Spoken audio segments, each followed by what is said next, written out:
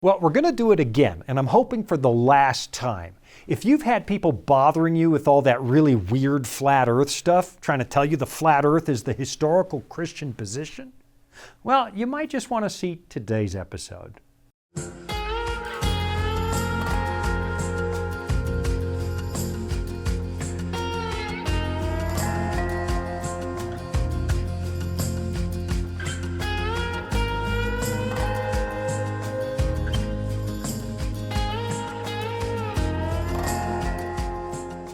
Okay, I really debated whether or not we should do this topic again today because, well, I've done it once in the past and it kind of brought some really interesting people out of the woodwork. Apparently, it actually made some people mad, and more people than you might think. Sadly, there's enough of what we're going to talk about going around right now that I really think it's becoming something of a widespread problem.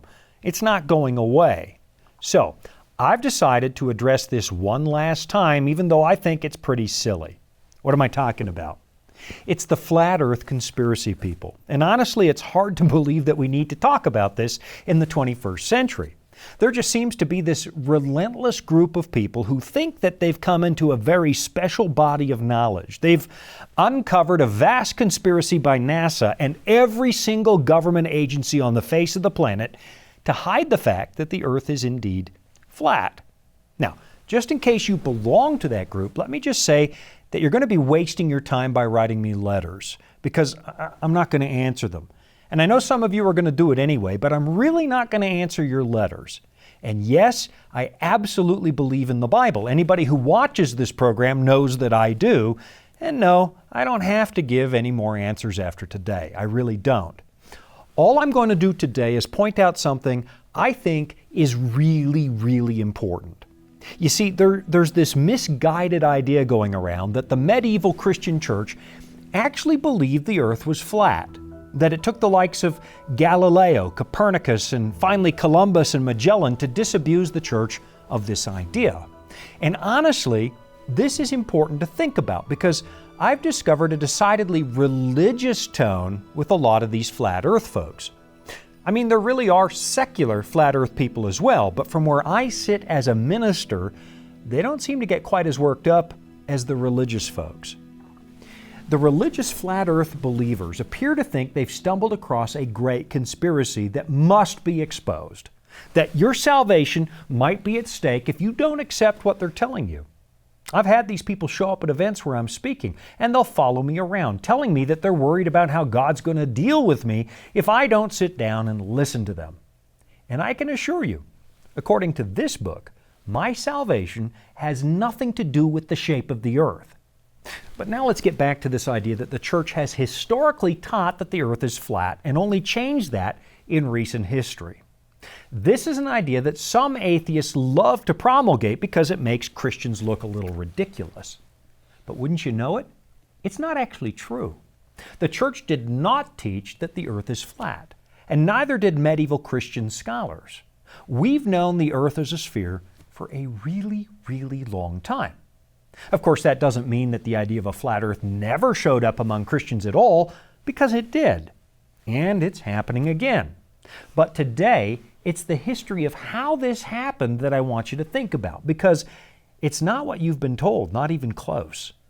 You really can find ancient Christian writers who promoted the idea of a flat earth. But here's the catch. There were only two of them.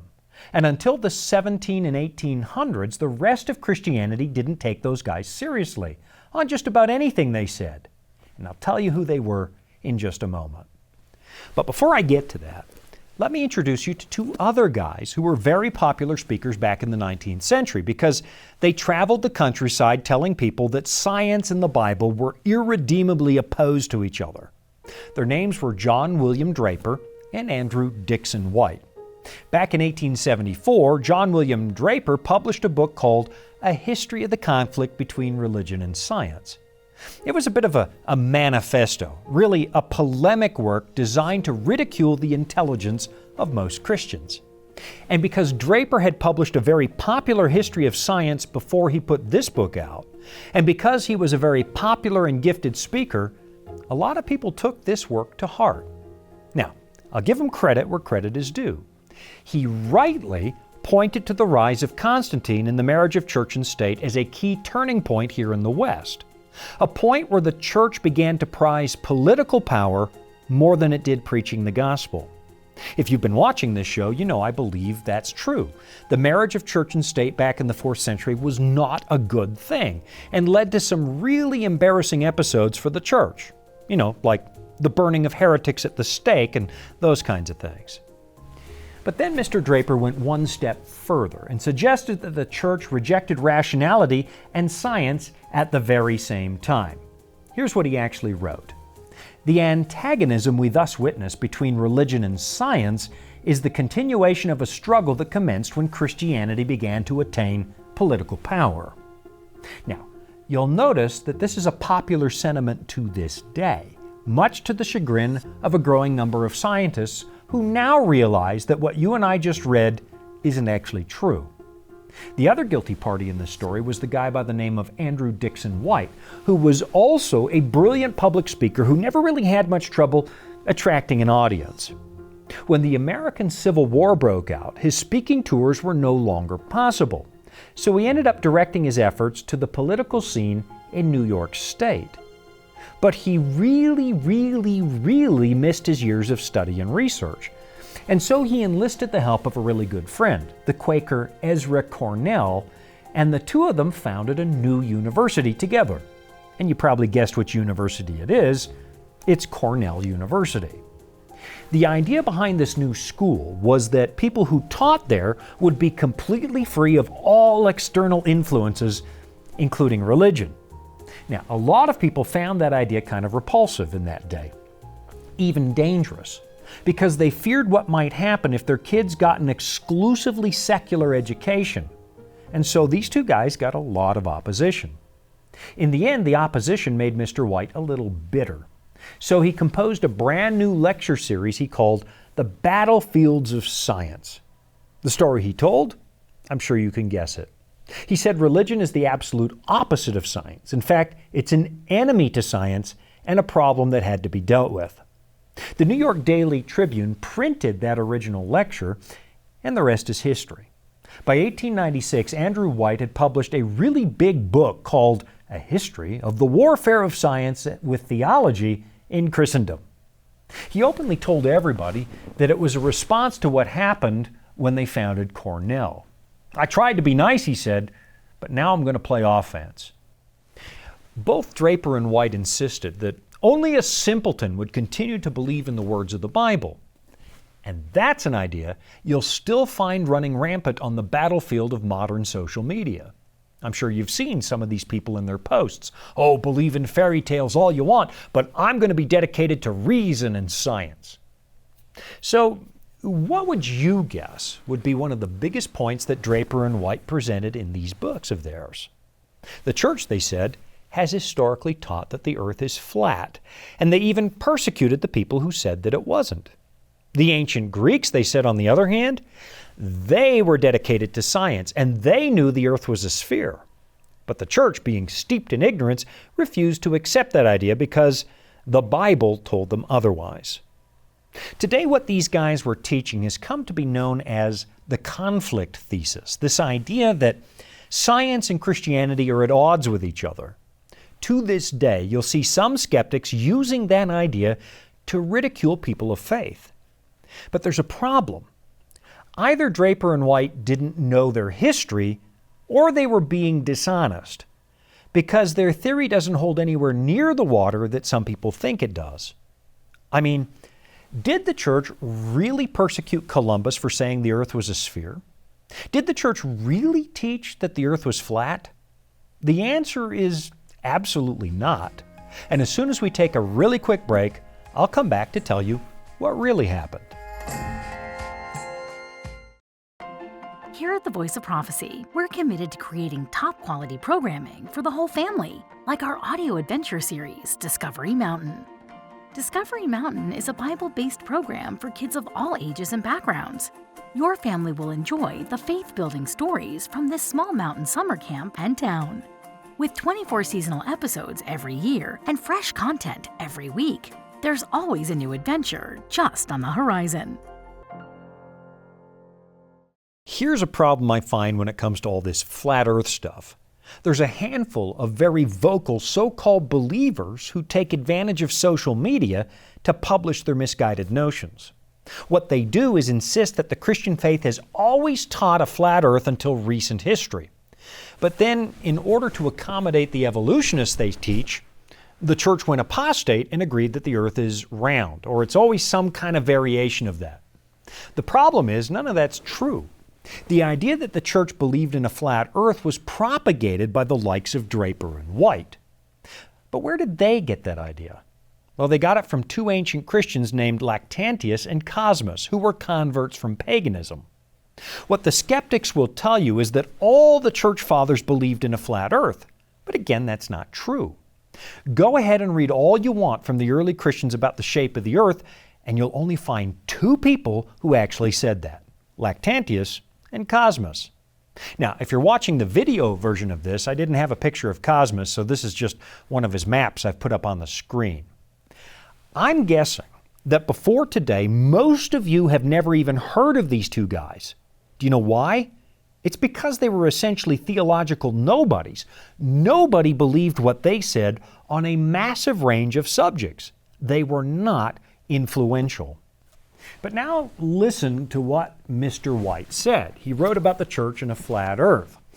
And he writes, "Some of the foremost men in the church devoted themselves to buttressing the model with new texts and throwing about it new outworks of theological reasoning. The great body of the faithful considered it a direct gift from the Almighty." I'm sorry, the foremost men of the church? Not even close. Lactantius and Cosmas were anything but. Let me read you something about Lactantius by a professor of history named Jeffrey Russell, who said his views eventually led to his works being condemned as heretical after his death. Now, Lactantius died in AD 325, which you'll note is a very long time ago. He continues, "He maintained, for example, that God wills evil as a logical necessity, and that Christ and Satan are metaphorical twins, two angels, two spirits, one good and one evil, both created by God." In other words, Lactantius was a heretic. So it seems a little weird that Draper and White would insist that he was some kind of foremost thought leader in the early church. He wasn't. But of course, what about Mr. Cosmas, the other flat earth Christian from the very ancient past? Well, you get the same story. People liked him at the time because he was eloquent, but you will search high and low for the medieval scholar who took him seriously. Both of these guys were theological nobodies. And wouldn't you know it, if you go back and read the real influencers of the early church, guys like Augustine or Aquinas, you will not find them talking about a flat earth. They said it was round. You know why? It's because the Christian church has always believed that. But just in case you're not convinced, let me read you just a little bit more, this time from the work of Alan Chapman, a historian at Oxford. This comes from his book, Slaying the Dragons. He says, "Let us be clear about one thing. No medieval scholar of any worth thought that the earth was flat. One needs only to read the astronomical literature of the Middle Ages to realize that the spherical nature of the earth, about 6,000 or 8,000 miles across, was standard knowledge and taught to university students from Salamanca to Prague. Inherited in unbroken succession from the Greeks, in fact, taught by the Venerable Bede to the young monks of Jarrow Abbey in AD 710, and encapsulated in John of the Holy Wood's Latin textbook, De Sphera Mundi, on the sphere of the earth, of around 1240. But what about that old story about how the church persecuted Christopher Columbus for saying the earth was round? Well, remember, we just discovered that the spherical earth was being taught to university students in Salamanca in the medieval period. And the legend goes that it was a council at Salamanca that condemned Mr. Columbus for his round earth beliefs. So how could that be? Well, it didn't happen. What the church disputed with Columbus was the size of the globe, not the shape. The Greek mathematician Eratosthenes had already calculated the circumference of the earth in his famous Egyptian experiment back in 240 BC. He noticed that when he looked down a well in the city of Cyrene at 12 noon on the summer solstice, his head completely blocked the reflection of the sun. That meant that the sun was directly overhead. So then he put a stick in the ground at noon on the summer solstice in Alexandria, about 5,000 stadia to the north. His stick now cast a shadow because the sun was to the south and not directly overhead, and the angle of the shadow was 7 degrees 12 minutes, which is 1/50th of a circle. So he multiplied 5,000 stadia by 50 and came up with a remarkably accurate number. In fact, he actually came within 100 miles of the actual circumference of the Earth. The problem that Columbus faced had nothing to do with a flat Earth. His problem was that he was using a different measurement. We think it was one that was calculated by Ptolemy, and Ptolemy was wrong. His number was too small. So Columbus figured the trip to Asia was a lot shorter than it really was. That was what they were arguing about at Salamanca. It had nothing to do with the shape of the Earth. So where did we get the idea that the church believed in a flat Earth at that time? Well, we got it from an American novelist, Washington Irving, who wrote a fictionalized account of Columbus back in 1828. And he wrote this: Columbus was assailed with citations from the Bible and the Testament, the book of Genesis, the Psalms of David, the prophets, the epistles, and the Gospels. To these were added the expositions of various saints and reverend commentators, St. Chrysostom and St. Augustine, St. Jerome and St. Gregory, St. Basil and St. Ambrose. You see, Irving wanted us to think that the church was quoting the ancient church fathers to prove the earth was flat. And in the novel, when Columbus tries to refute these guys, they mock him. But again, none of that ever happened. Sometimes when you go back and read history, it can seem a little bland, so maybe we can forgive Mr. Irving for trying to spice it up a little bit, except that his wrong ideas kind of took root. The problem today is that even well-meaning Christians are starting to buy this idea, and they insist that the flat earth was Christianity's traditional position, and it wasn't. And in the process, these people are giving skeptics plenty of fuel for their fire because they're making the faith community seem absolutely ridiculous. I mean, let's just think about this. What would it take to get the whole world to tell the same scientific lie? Every single scientist at NASA, every politician, every church leader, every photographer, every astronomer, absolutely everybody on the earth has to cooperate. If you've ever tried to keep a secret, you know how preposterous that is. And here's the ironic thing. Flat Earth Christians will tell you that they're trying to defend the Word of God against the godless, against the evolutionists, and wouldn't you know it? It was the skeptics, guys like Draper and White, who made that story up in the first place to discredit the church and defend Darwin. But Christians really believe that, Shawn. The round earth is a new idea. No, it's not. Not even close. And after we take another really quick break, I'll demonstrate that. So enjoy your ride on this very round ball we call home, and I'll be right back after this. Life can throw a lot at us. Sometimes we don't have all the answers. But that's where the Bible comes in. It's our guide to a more fulfilling life. Here at the Voice of Prophecy, we've created the Discover Bible Guides to be your guide to the Bible. They're designed to be simple, easy to use, and provide answers to many of life's toughest questions. And they're absolutely free. So jump online now, or give us a call and start your journey of discovery. There are people out there who want you to believe that the Christian church actually thought the earth was flat up until relatively recent times. But honestly, these folks just haven't done their homework. You might remember reading Canterbury Tales by Geoffrey Chaucer when you were in high school. It's a collection of stories told by travelers to pass the time. And here's a line you find in the chapter called The Franklin's Tale. Aurelius, with blissful heart anon, answered thus: Fly on 1,000 pound, this wide world, which that men say is round. Wait a minute, I thought these guys believed the earth was flat. This was written more than 100 years before Columbus, and nobody tried to burn Chaucer at the stake for writing that. Now here's the Venerable Bede, who lived in the late 600s and early 700s AD, and he's writing a textbook. He said, "The cause of the unequal length of the days is the globular shape of the earth. For it is not without reason that the sacred scriptures and secular letters speak of the earth as an orb. For it is a fact that the earth is placed in the center of the universe, not only in latitude, as if it were round like a shield, but also in every direction, like a playground ball, no matter what way it is turned." Now that was a good 800 years before Columbus. And you'll notice how careful he is. He says the earth is not like a shield or a disc, which is what the flat earth people want you to believe that the church used to teach. But hundreds of years ago, Bede was telling his students, it's a sphere. It's a ball. About all we can criticize there is the way he places the earth at the center of the universe, which we did believe at the time. And you know what never happened? The Venerable Bede was not condemned by the church for saying that. You know why? They all knew the earth was a sphere, full stop. Historically speaking, there are only two exceptions, Lactantius and Cosmas, and nobody took them seriously. And this idea that Columbus's crew was terrified they were going to sail off the edge of the earth, also nonsense. I mean, they did have two complaints. One, that the trip was taking longer than expected, and two, it might be impossible to get back home because the winds were going in the wrong direction. But all those men knew the earth was a sphere.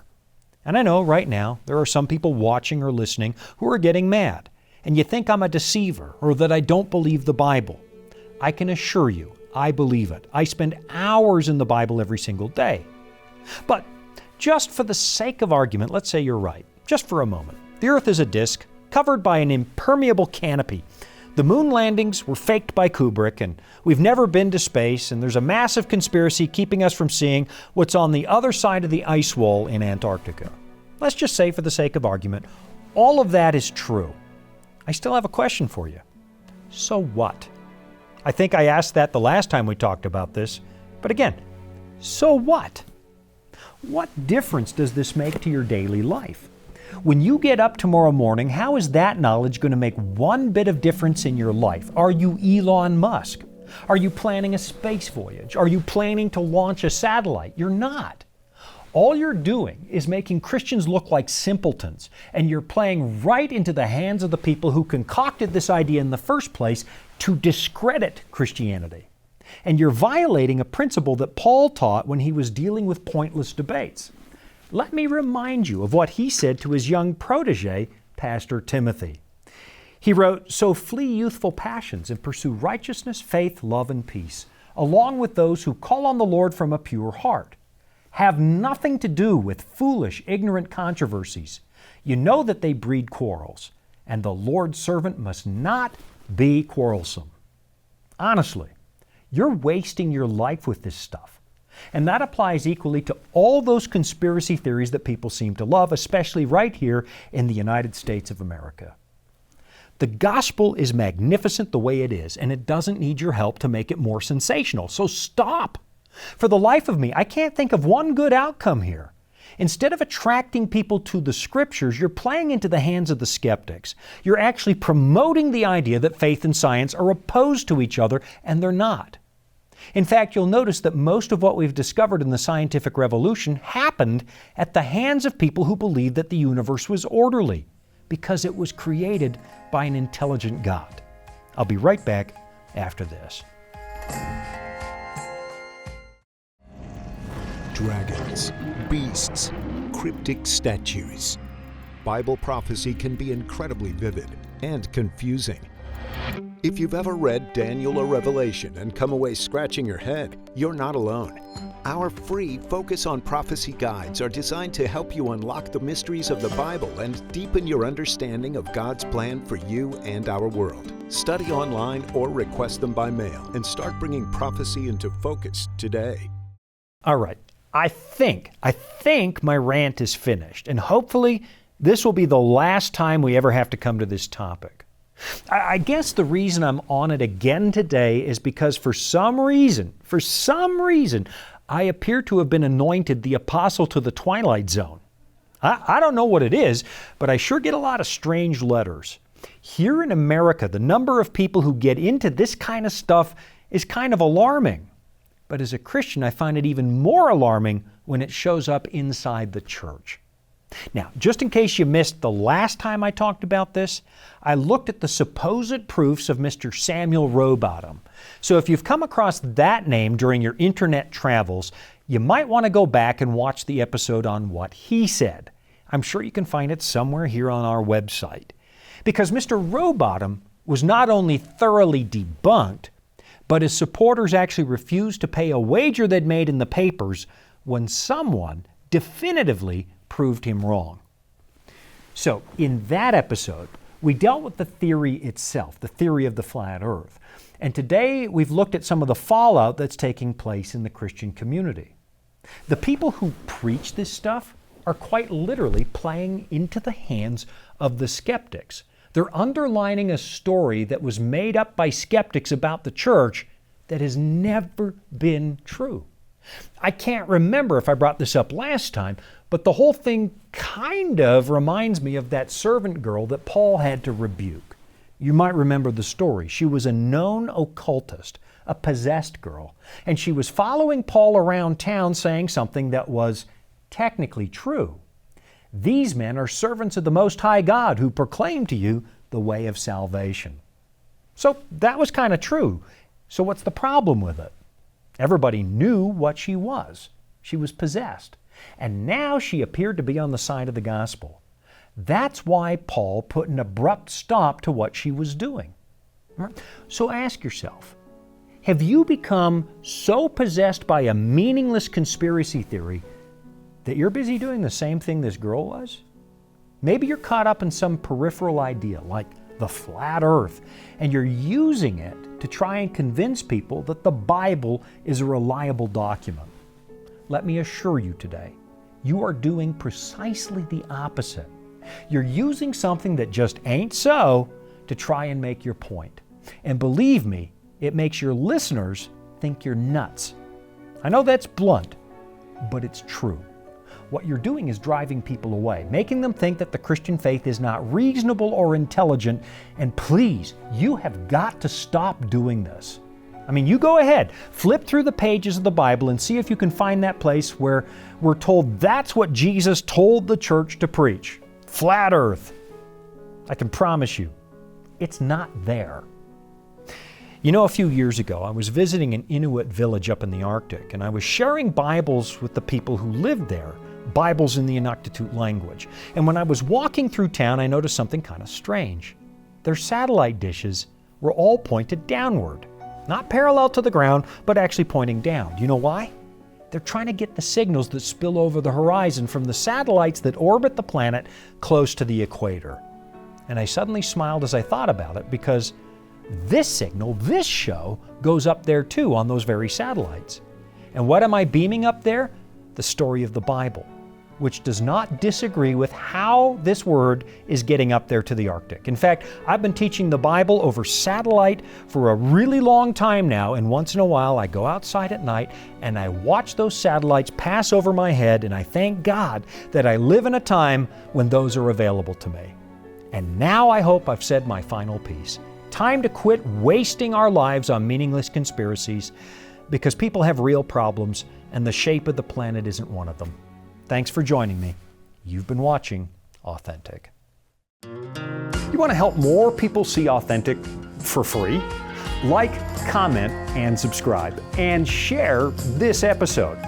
That tells the algorithm you really like the show, which in turn recommends Authentic to a lot more people. Thanks for your support.